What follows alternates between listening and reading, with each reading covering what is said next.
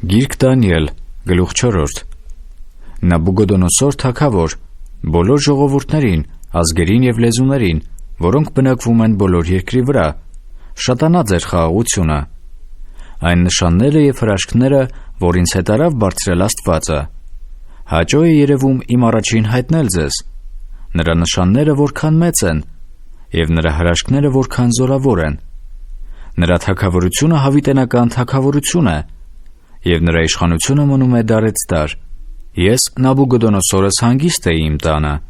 և զվարճանում էի իմ պալատումը։ Երազ տեսա, որ ինձ վախեցրեց, և խորհուրդներ ունեի անկողնիս վրա, և գլխիս տեսիլքները ինձ խռովեցրին,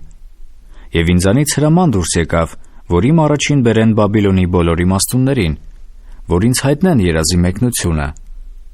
Այն ժամանակ եկան մոգերը, հմայողները, քաղդեաները և բախտնայողները, և ես երազը ասեցի նրանց առաջին, բայց նրանք ինձ չիմացրին մեկնությունը։ Եվ վերջապես եկավ առաջիս Դանիելը, որի անունը Բաղդասասար, իմ Աստծո անվան պես,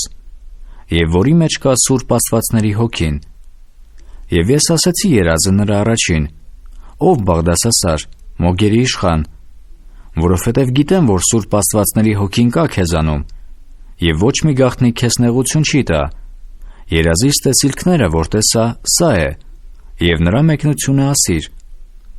Եվ իմ գլխի տեսիլքները անկողնիս վրա սա էր. տեսնում էի, և ահա մի ծառ երկրի մեջ, և նրա բարձրությունը մեծ էր։ Այն ծառը մեծանում էր և զորանում, և նրա բարձրությունը հասավ երկնքին։ Եվ նա տեսնվում էր մինչև բոլոր երկրի ծայրը։ Նրա տերևները գեղեցիկ էին, և նրա պտուղները առատ,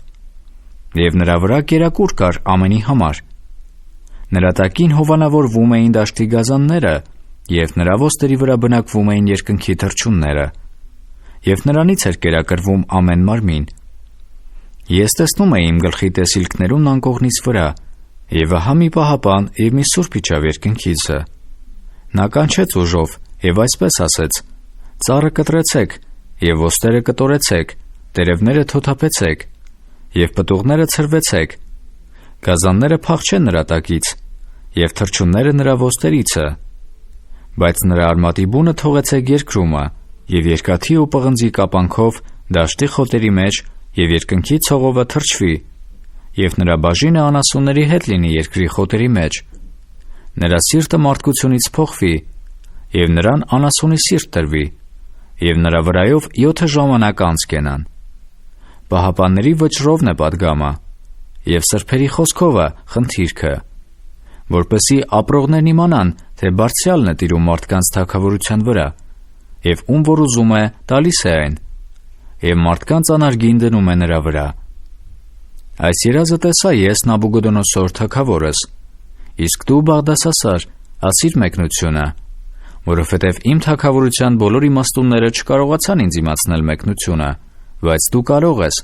որովհետև քեզանում Սուրբ Աստվածների հոգին կա»։ Այն ժամանակ Դանիելը, որի անունը Բաղդասասար էր, 1 ժամ հիացած մնաց,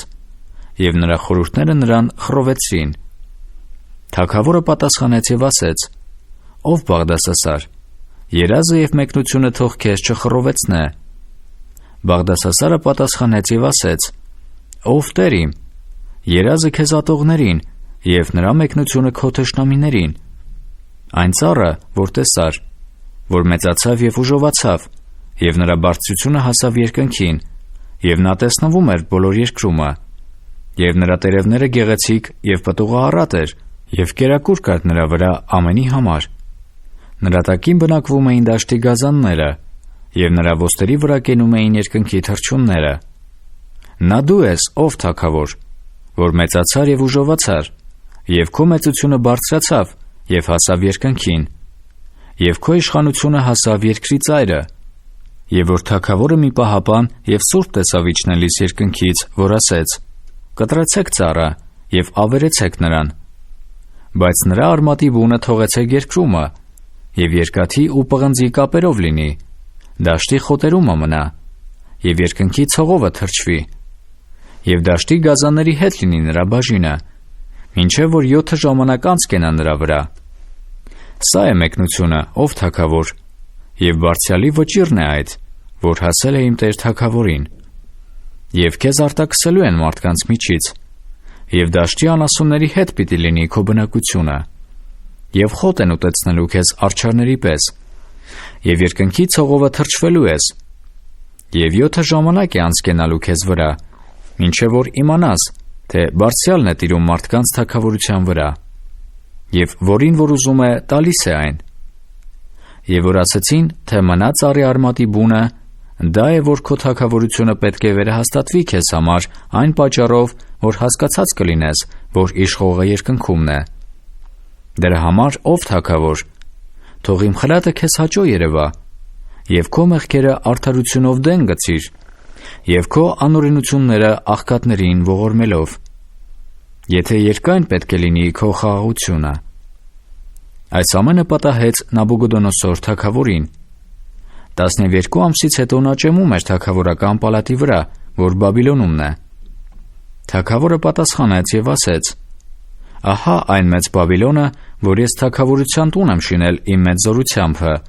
և իմ մեծության փառքի համար»։ Խոսքը դեռ թագավորի բերանումն էր, որ երկնքից մի ձայն իջավ, թե քեզ են ասում, ով Նաբուգոդոնոսոր արքա. թագավորությունդ գնաց քեզանից, և մարդկանցից քեզ պիտի արտաքսեն,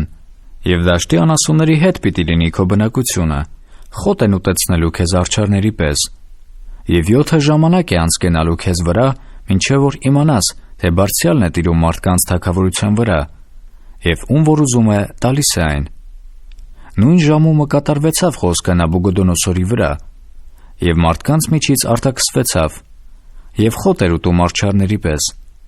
և երկնքի ցողովը թրջվում էր նրա մարմինը, մինչև որ նրա մազերը երկարացան, ինչպես արծիվներինը,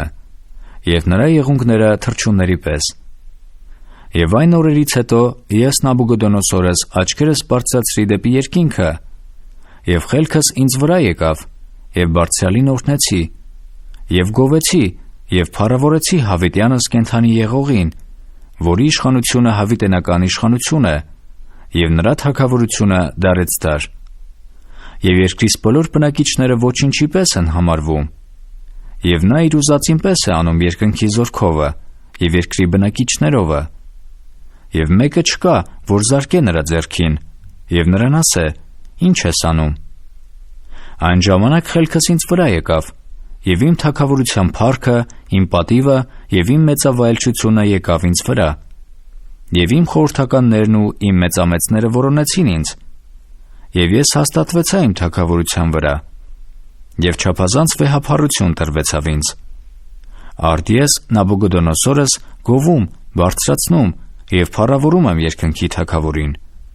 որովհետև նրա բոլոր գործերը ճշմարտություն, և նրա ընթացքը իրավունք են, և որովհետև ամբարտավանությամբ վարվողներին նա կարողանում է ցածացնել։